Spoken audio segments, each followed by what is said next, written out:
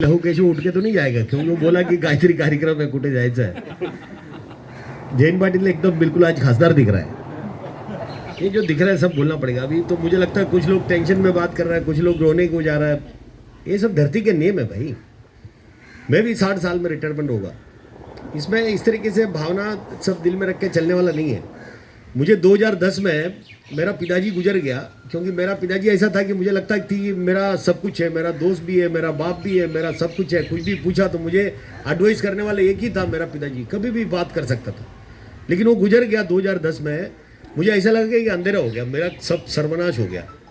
धरती का नियम है, ये होते रहेगा। मतलब हम भी बड़ा होगा, हम चले जाएगा, मेरा बच्चा बड़ा होगा, आपके बच्चा बड़ा होगा, वो भी बड़ा होगा। ये धरती का नियम है, साइकिल चलते रहेगा। मेरा कहना है यहाँ कहीं केवल रेल से सेवानिवृत्त हो रहा है। मैं महामंत्री है, इसमें कोई डाउट तो नहीं है ना किसी को? नहीं है। मुझे मोहन कॉमेंट का, मैं मोहन बिरला को, ये सब तीनों को बहुत मानता हूँ। मैं मानता हूँ इसलिए इन्होंने बोला कि मैं 91 में सेक्रेटरी बना, तो मैं 93 में मैं चेयरमैन बना, मैं 94 में फिर रनिंग साहब का सेक्रेटरी बना। वो सब कहानी है, लंबा चौड़ा मैं भाषण करके आपको बोर नहीं कराना चाहता है। लेकिन मैं पहले रहता था इधर कोलसेवाड़ी में रहता था। तो कोलसेवाड़ी में रह के जब यूनियनगिरी करता था, मेरे पास एक स्कूटर हुआ करता था। मैं हमेशा इधर से जाने का, मैं कभी ऐसा, आपको मालूम है बैचलर लाइफ है, हमेशा कल्याण के अंदर दिखता था। कभी डीजल लोको शेड के अंदर, कभी अपियाड़ के अंदर, कभी इधर, कभी रनिंग रूम के सामने, कभी यहाँ। तो पहले डीजल में थे, फिर रनिंग शॉप में आया। रनिंग शॉप में आया तो इनका ऑफिस नीचे था, तो ऊपर रनिंग शॉप का ऑफिस था। तो रनिंग शॉप में सब बड़े बड़े लोग हैं, सब अंग्रेजी में गाने गाने वाले लोग, सदस्य कम लेकिन बड़े लोग हैं, सब बड़े बड़े बातें करता है। मेंबरशिप बिल्कुल कम। एजीएम के लिए कॉमेंट, जयंत पाटिल अपने ट्रैकमैन को लेके बैठता है हाथ ऊपर करके एजीएम करने का। मुझे ये सब मालूम नहीं। जब मैं आया, मैं जबरदस्ती करके रनिंग शॉप के अंदर सेक्रेटरी बना, तो मैं इधर के ऊपर के ऑफिस में खुद झाड़ू मार के साफ करता था। इनको पूछो, मैं खुद साफ करके रखने का। फिर जो ड्राइवर लोग हैं, ऐसे दुर्देव था, तो एक दिन आया तो मैं कपड़ा शर्ट निकाल के, मेरा पूरा कपड़ा खराब हो गया, साफ कर रहा था। मेरे को बोलता क्या कर रहा है? मैं बोला भाई साफ कर रहा हूँ। तो जल्दी साफ करो, साहब लोग सब नीचे खड़ा, तो अभी आ जाएगा। वो पहचाना नहीं हमको, जबकि मैं सेक्रेटरी है। बोला जी सर, मैं तो कपड़ा पहुँच के रखता है कुर्सी, लोगों को कोई खराब ना लगे। नीचे आया तो S M Ali, S S Sharma, सब बड़े बड़े लोग सब नीचे खड़ा है। तो मेरे को पूछता साफ हो गया क्या? मैंने बराबर साफ हो गया। तो उधर एक दरगाह था पानी पिलाने के लिए, तो उनसे मैं 2 गिलास पानी लिया, मुंह धोया। ऐसा भी काला है तो ये सफाई में और काला हो गया। मुंह धोया तो एस एस शर्मा बोला अरे तो अपना सेक्रेटरी है।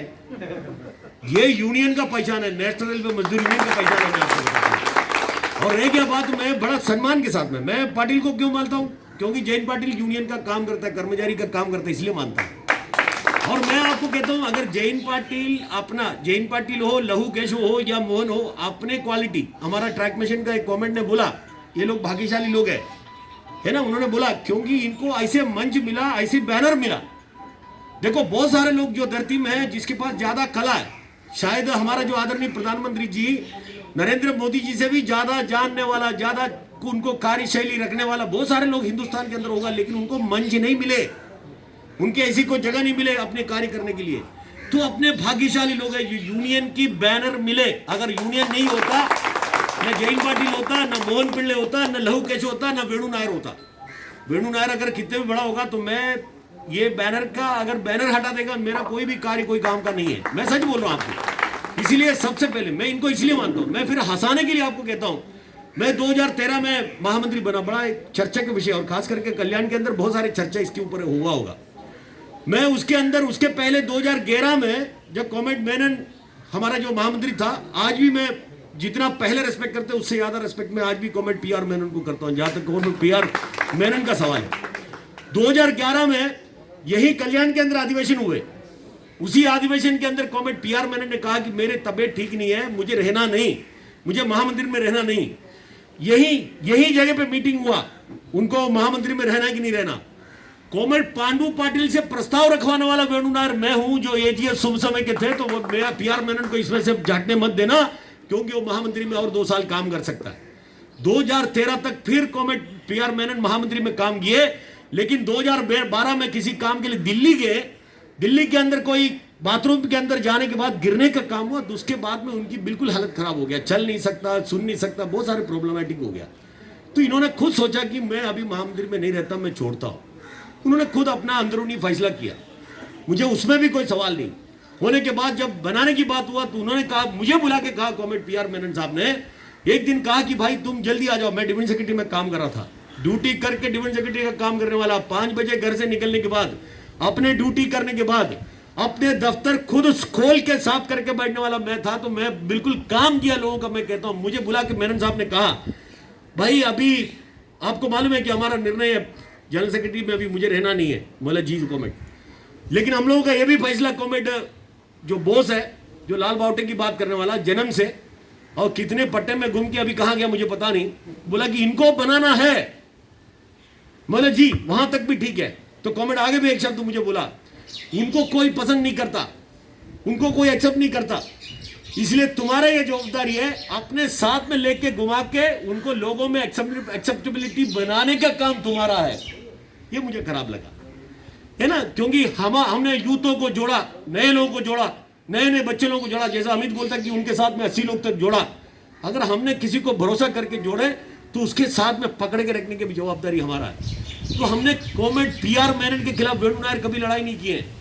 वेणु कॉमेड जब जनरल सेक्रेटरी के लिए लड़ाई किए, जो जिसको जनरल सेक्रेटरी के लिए खड़ा था, तो मुझे अपना व्यक्तिगत कुछ इश्यू था, इसलिए मैं उनके खिलाफ लड़ाई किया। मुझे मालूम ही नहीं था मैं जीतने वाला है, एक भी आदमी सपोर्ट में नहीं था। मैं इस विषय इसलिए कह रहा हूं क्योंकि ये कल्याण मेन ब्रांच एनआरएमई को मानने वाला ब्रांच है। किसको? एनआरएमई को, पीआर मेनन को, जिसने इस यूनियन को बनाया उसको मानने वाला जो ब्रांच है, जो हमारा कल्याण मेन ब्रांच। तो ये पूरे के पूरे लोग हेडक्वार्टर के साथ में थे। मैंने कभी कोई विरोध में बात नहीं किया। क्यों? ये यूनियन को चाहने वाले लोग हैं। मैं तो मेनन के खिलाफ नहीं है, या मेरा यूनियन के बनाए हुए किसी के खिलाफ वेणु नायर नहीं है, लेकिन ये काम करने वाले लोग हैं। लेकिन मैं भुसावल के अंदर अच्छे वोट से जीत के आने के बाद शायद कॉमेड जयंत पाटिल को भी कभी लगा होगा, अरे यार ये तो हम इनके खिलाफ था, शायद ये तो लफड़ा तो नहीं करेगा। मैं कैसे लफड़ा करेगा? जैसे इतने सारे लोगों ने बोला, जो आदमी यूनियन के बैनर में रह के लोगों का कल्याणकारी काम कर रहा, बिगर पैसा लेके लोगों को चाय पिला के, लोगों को खाना खिला के काम करने वाला अगर जयंत पाटिल होगा तो कोई सवाल नहीं है, जाने का सवाल नहीं, घर में बैठने का सवाल नहीं। सेवानिवृत्त केवल आप रेलवे से हुआ तो आपको यूनियन में काम करना पड़ेगा। और उसमें शांताराम कॉमेड का, मुझे जो शांताराम कॉमेड एक बड़ा होशियार आदमी है, सब आदमी का भाषण में बड़ा ध्यान से सुनता हूं क्योंकि जवाब भी देना पड़ता है। ये बड़ा होशियार आदमी, इन्होंने कैसे बात किया, तो हमको ऐसा कोई चिंता नहीं है, कोई हम काम करा के लेंगे बराबर, क्योंकि मुझे लगता है शायद इन्होंने एड्रेस भी लिया लगता है घर का, जो पकड़ के लेके आएगा काम करा के लेके, तो कोई नहीं जा सकता। दूसरा, मोहन को पिल्ले कॉमेड ट्रैक मशीन के बारे में मैं जानता हूँ।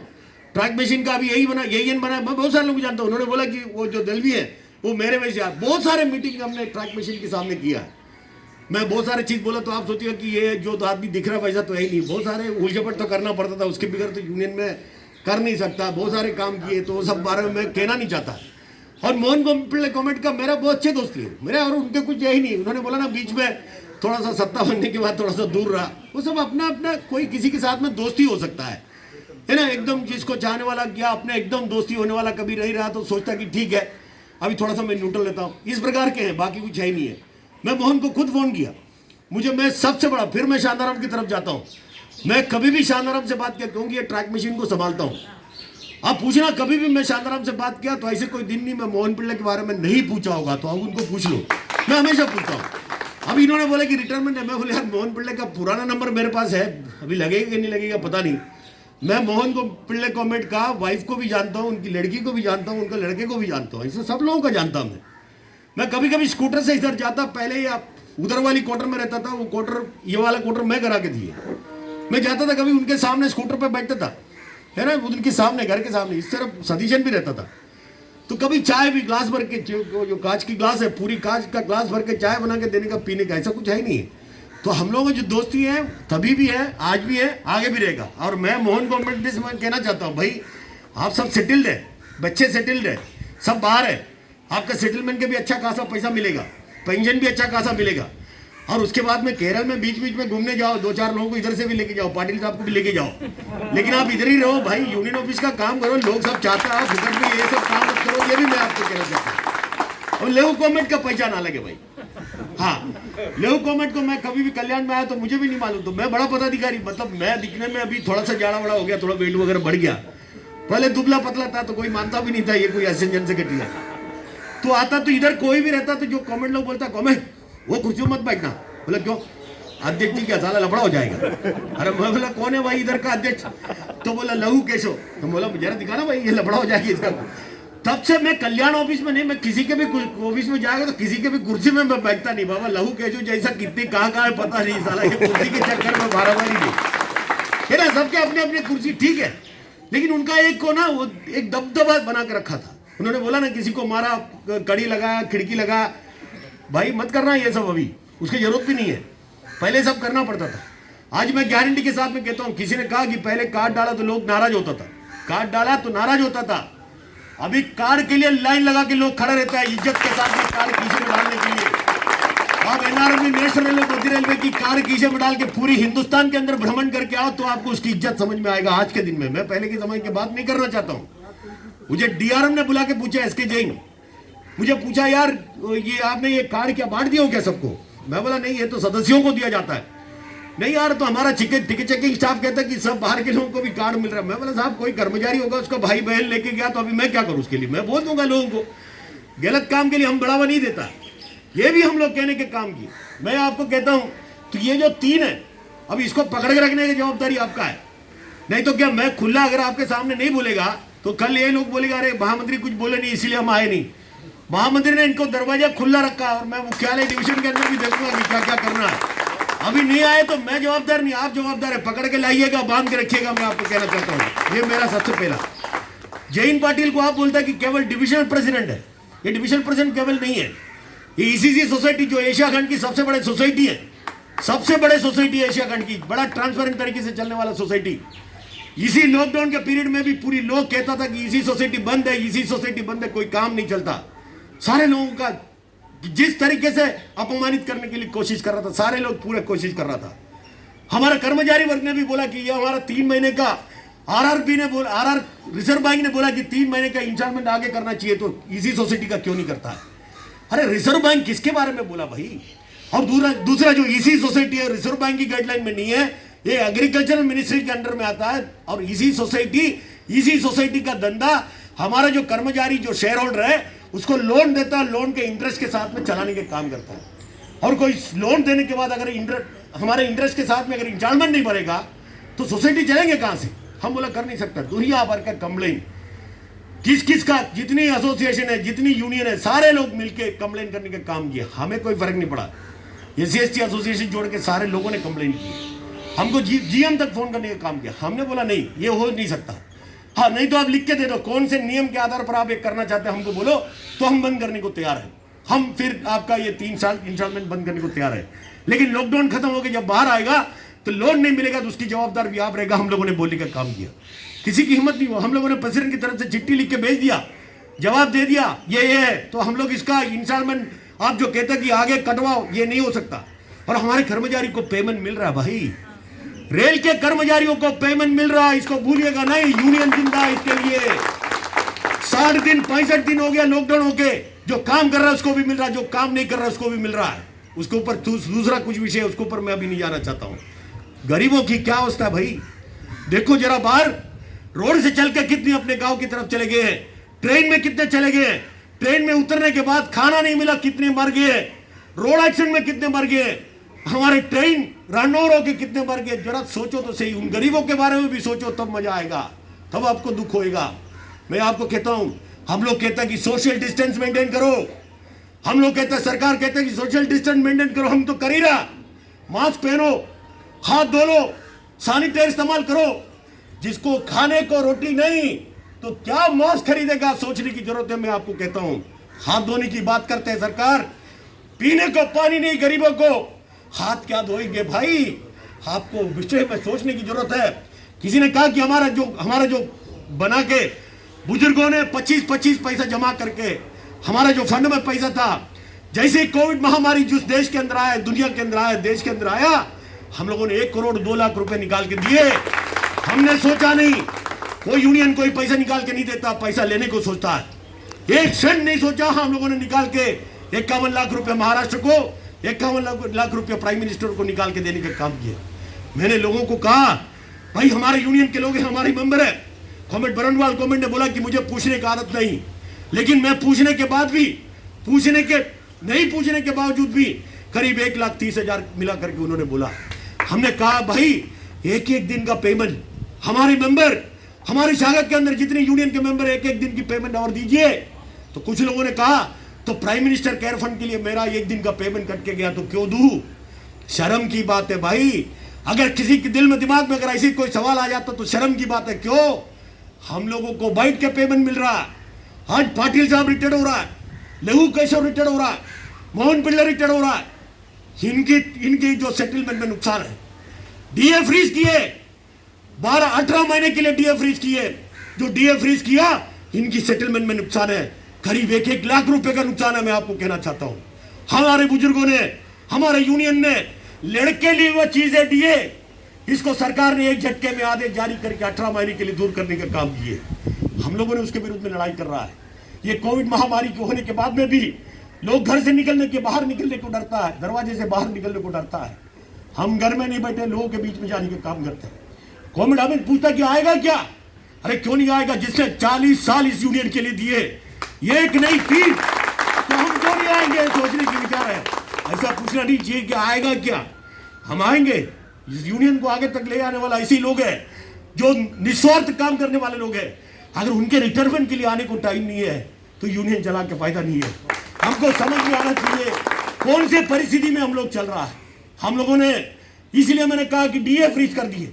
अभी आपने उत्तर प्रदेश के अंदर, आपने मध्य प्रदेश के अंदर, गुजरात के अंदर, मैं राजनीति में नहीं आना चाहता हूं। हाँ, कौन राजनीति कर रहा है, हमको राजनीति से लेना देना नहीं है।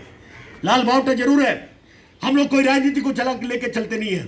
हम लोग कर्मचारी के विरुद्ध में अगर कोई बात करेगा, गरीब के विरुद्ध में अगर कोई कार्रवाई करेगा, सरकार चाहे किसी के भी हो, उसके विरुद्ध में बात करने को ताकत रखने वाले हम हैं। पहले भी किए, आज भी, आगे भी करेंगे। मैं आपको कहता हूं सरकार ने कहा कि श्रम कानून को खत्म, 3 साल के लिए खत्म। 8 घंटे के बदले 12 घंटा काम कराएगा, 12 घंटा काम कराएगा, 4 घंटे के लिए ओवर टाइम नहीं मिलेगा, ऑफ नहीं मिलेगा। यूनियनगिरी नहीं हो सकता, आप अपने न्यूनतम वेतन नहीं हो सकता। ये सरकार कर रहा है, ये कल केंद्र सरकार के बीच में भी आ सकता है। हम लोग को एक होके कोविड महामारी को हम लोग हराएंगे। हम सब मिलके कोविड-19 जो महामारी है इसको खत्म करेंगे, इसमें कोई सवाल नहीं। लेकिन ऐसा ना हो जाए वो कोविड महामारी जब खत्म होकर हम लोग बाहर निकलेगा, रैली नहीं रहेगा। ऐसा नहीं होना चाहिए। इसलिए यूनियन की ताकत को बढ़ाने की जरूरत है। अगर आप सोच लो, अगर एक कोविड-19 की ये जो महामारी होने के पहले हमारा रेल अगर प्राइवेटाइज किया होता तो क्या हालत होता देश में, ये विचार करने की जरूरत है।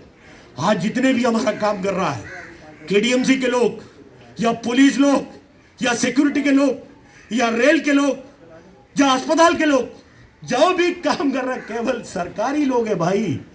कोई प्राइवेट आदमी कहीं दिख नहीं रहा है। अगर प्राइवेट आदमी दिख भी रहा तो लूट रहा। मैं आपको कहना चाहता हूं प्राइवेट अस्पताल में जा नहीं सकता भाई। कोविड-19 के नाम से अगर किसी प्राइवेट अस्पताल में चले गए, आईसीयू के बेड के लिए आज के दिन में 1 लाख से लेके 8 लाख तक एक दिन लेता है। मैं आपको कहता हूं कोई सरकार कुछ बोलते नहीं है। हमको समझ में आना चाहिए सरकार की क्या जरूरत है, सरकारी संस्थाओं की क्या जरूरत है, ये हमको विचार करने की जरूरत है। अगर एयर इंडिया नहीं होता, जो विदेश में जितने लोग फंसे हुए थे, कोई भी हमारा भारत के अंदर नहीं आता। इसलिए मैं आपको कहता हूं जितने भी, जहां कहीं भी कोई भी कोविड-19 हो, कुछ भी हो, हम लोग सरकार ने दिए हुए सारे आदेशों को पालन करते हुए हम लोग निकलेगा। यूनियन की ताकत को बढ़ाने की बात करना चाहिए। यूनियन की ताकत को नहीं बढ़ाओगे तो आने वाले दिनों में गुलामगिरी करना पड़ेगा। मैं आपको कहना चाहता हूँ बहुत सारे ऐसे इश्यूज है बोलने के लिए, मैं सारे इश्यूज में नहीं जाना चाहता। अभी एआरएफ के साथ में, उनके पदाधिकारियों के साथ में हम लोगों का एक वीडियो कॉन्फ्रेंसिंग हुआ। उस वीडियो कॉन्फ्रेंसिंग के अंदर यह फैसला हुआ जून 1 तारीख से लेके, यानी कि सोमवार से लेके शनिवार तक, 6 तारीख तक हम लोग विरोध सप्ताह बनाने का फैसला किया। क्या विरोध सप्ताह? क्यों? क्योंकि डीए फ्रीज किया उसके विरोध में, जो श्रम कानून बदलने जा रहा है उसके विरोध में, जो 44 लेबर कोड को 4 में ला रहा है उसके विरुद्ध में, हमारा जो मल्टी स्किलिंग 1998 में लाने की कोशिश किया तो हम लोगों ने रुकवा दिया था। 2017 में लाने की कोशिश किया था विवेक देबरॉय ने, उसको हम लोगों ने रुकाने का काम किया था। लेकिन अभी रेलवे बोर्ड ने फिर आदेश जारी करने का काम किया। भाई हम लोग मल्टी स्किलिंग लाएंगे, केडर मर्जिंग लाएंगे, अकाउंट्स और मिनिस्ट्रियल को एक करेंगे। हमको किसी भी डिपार्टमेंट के अंदर सिर्फ टेक्नीशियन रहेगा, कारपेंटर नहीं रहेगा, फिटर नहीं रहेगा, मैकेनिकल वाला नहीं रहेगा, इलेक्ट्रिकल वाला नहीं रहेगा, दुनिया भर का चीजें लाने का काम किया। उसके विरुद्ध में भी हम लोगों ने उसके अंदर डाला है। न्यू पेंशन स्कीम भी है। तो हम लोगों को विरोध सप्ताह रहेगा 1 से लेकर 6 तक। लेकिन उसके बाद में 8 तारीख को हमारा काम करने वाला कर्मचारी जहां कहीं भी काम करेगा, काला फीत लगा के काम करने के भी आदेश दिए। ये हमको सशक्त बनाना मैं आपको कहना चाहता हूं। इसी महीने के अंदर 22 तारीख को, पिछले 22 तारीख को पूरे हिंदुस्तान के अंदर सारे सेंट्रल ट्रेड यूनियनों ने 1 दिन की भूख हड़ताल इसी मामलों को लेकर करने का काम किया। इस कोविड-19 के महामारी के समय में भी हर जगह में भले लीडर लोग बैठा होगा, लोगों ने करने का काम किया। हम लोगों ने भी, मैंने भी CRW वाड़ी बंदर के अंदर CSTM के अंदर जाकर विरोध प्रदर्शन करने का काम किया। तो मैं आपको कहता हूं, ये समय पर ताकत बढ़ाना है, इसके अलावा कुछ नहीं। गरीबों का ध्यान रखिएगा भाई। और किसी को कोविड अगर आ भी गया, नफरत मत करना। हमको ये देखने को मिलता कोविड हो गया, अरे कोविड हो गया तो क्या बड़ा अपराध किया? क्या करके आया उसने भाई? उसको फ्री में मिला, कहीं चल रहा था बेचारा गरीब आदमी, कोई बाजी लिया, कहीं मिला तो मिल गया भाई। उसको इतनी नफरत करने की जरूरत नहीं है, हाथ लगाने की जरूरत नहीं है। मत हाथ लगाइए, नफरत मत करिए भाई। जितनी सहायता हो सकता कम से कम दिल से करो, मुंह से करो, बातों से करो, आदमी जिंदा रहेगा। मैं आपको कहता हूँ ये हमारी सोच होना चाहिए। हम लोग किसी बगल वाले में होगा तो हम लोग ऐसा कहता है, ये फलाना बिल्डिंग में कोरोना मिल गया तो अरे सीलिंग हो गया, पूरा सील कर दिया। अरे इसकी माँ का सील हो गया तो क्या हो गया? सील हो गया तो क्या हो गया? इधर नहीं निकलेगा।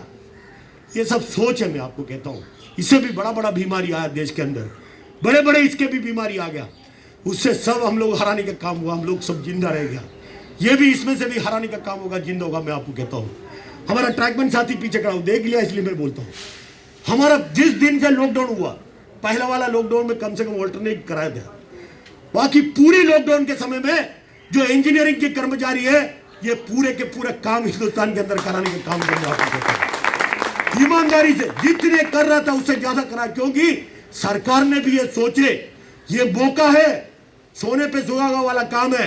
ब्लॉक नहीं मिलता, अभी पूरा ब्लॉक है, कर लो। पूरा काम हम लोगों ने कराया, हमारे इंजीनियरिंग डिपार्टमेंट के लोगों ने कराया। मैं उनको साथियों को सलाम करना चाहता हूं। हमने GM साहब से भी बोले, DRM से भी बोले, हमने ऑल इंडिया रेलवे फेडरेशन की महामंत्री को भी हम लोगों ने बोला, ये जो इंजीनियरिंग की जैसा, SNT की जैसा, ऑपरेटिंग की जैसा, रनिंग की जैसा, मैकेनिकल की जैसा, इलेक्ट्रिकल की जैसा, जो लॉकडाउन के अंदर भी काम किए हुए लोगों को कम से कम सलाम तो करो रे बाबा, तब तक काम चलेगा। तुम उनके पीछे भागने की जो धंधा ये मत करो। ये भी हम लोगों ने बोलने का काम किया। मैं आपको कहना चाहता हूँ, अगर हम लोग ईमानदारी से काम नहीं किया होता, ये रेल इस तरीके से चलेगा नहीं। अगर रेल चल रहा है, रेल कर्मचारियों की ईमानदारी है। और हर जगह में, अपने घर में भी अगर सदस्य ज्यादा होगा, कुछ लोग तो काम चोरीगिरी करता है ना। अभी तो आजकल तो हम लोग 1 बच्चे नहीं तो 2 बच्चे, तो उसमें काम चोरी करेगा तो भी समझ में नहीं आता। एक ही है तो साला नहीं करता तो क्या समझ में आएगा, तो अपना ही अपन संभाल लेता है। लेकिन पहले के ज़माने में 1-2 वाला काम ही नहीं है, 6, 7, 8, 9, 10, 11, 12 ऐसा है। तो 12 बच्चे में से एक तो निकलता, साला एक पैसे काम नहीं करता, तो बाप भी क्या बोलता है, तो उसका अपना पसंद वाला जो सबसे ईमानदार है उसको ही बाप बोलेगा बेटा जरा दूध लेके आना, तो वो भी निकलता है। तो कभी गलती से उसने बाप को पूछा, अरे हमको ही हमेशा काम करते हैं, इसको क्यों नहीं बोलता है? अरे वो तो बेकार है, वो तो करेगा नहीं। अरे इसकी माँ का नहीं करेगा इसलिए उसको बोलेगा नहीं। ऐसा रेलवे के अंदर भी है, कुछ लोग बिल्कुल काम नहीं करता है, उसको ढूंढ के निकालने की जरूरत है। मैं आपको कहना चाहता हूँ। और क्या मरने के लिए क्या हम लोग, जो काम कर रहा है वो काम कर रहा है, जो नहीं कर रहा है उसको लाने की जरूरत है, उसमें कोई दुश्मनी करने की जरूरत नहीं है, तभी तो काम चलेगा। इसलिए ज़्यादा समय नहीं लेते हुए मैं आपको कहता हूँ, मैं जहाँ कहीं भी जाएगा, किसी का सेवानिवृत्ति हो गया, उसका घरवार ना देगा तो मैं थोड़ा सा अलग बाजी में बात करता हूँ। अभी घर के मतलब बीवी वगैरह नहीं आए तो उसका उतना सोचने की जरूरत नहीं। लेकिन सब लोग बोलता है कि अभी आपका सेवानिवृत्त है, जियो 1000 साल, ऐसा मैं नहीं बोलता, क्योंकि मैं थोड़ा सा जानता हूँ। मैं मुझे मालूम है कि मैं बोलने के बाद भी हजारों साल नहीं जिएगा। अभी खुशी के लिए फिर सामने वाला बोलेगा ठीक है कॉमेंट तो बोल के ऐसा नहीं। लेकिन मैं ऐसा सोचता हूँ, जो ताकत के साथ में, फिजिकल मेंटल फिटनेस के साथ में हमारे लोग हमारे बीच में हैं, मोहन हो या लहू हो या कॉमेंट जैन पाटिल, ऐसे ही ताकत के साथ में, ऐसी खुशी के साथ में 100 साल तक जिए। जो आपका उम्र 100 साल होएगा तो जयराम जी करके स्वर्ग में जाइएगा। नहीं तो बच्चे लोग कब राज करेगा भाई?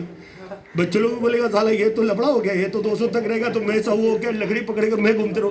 तो 100 साल के ऊपर राज करने का नहीं, उसमें मजा नहीं आता, बच्चे लोग नफरत करेगा फिर।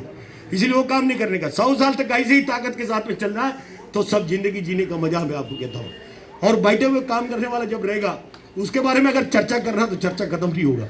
बहुत सारे ऐसे काम होगा जो बोल सकता है, इसलिए वो सब विषयों में मैं नहीं कहता हूँ।